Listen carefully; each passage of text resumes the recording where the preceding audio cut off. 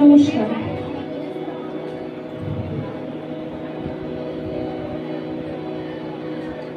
আমি যে গানটি উপস্থাপন করার জন্য চেষ্টা করব, এই গানটার একটা ছোট গল্প আছে। আসলে যা লিখতেন বা যে কোনো সৃষ্টির পেছনে তো একটা করে ইতিহাস থাকে।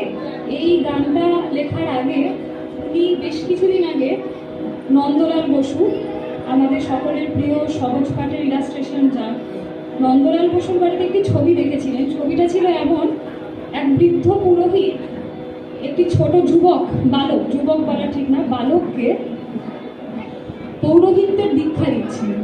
সেটা ছেলেও হতে পারে, পুত্রও হতে পারে, এবং ছবিটির নাম ছিল দীক্ষা। এর বেশ কিছু মাস পর মহর্ষির মৃত্যুবার্ষিকীর ৫ম বর্ষ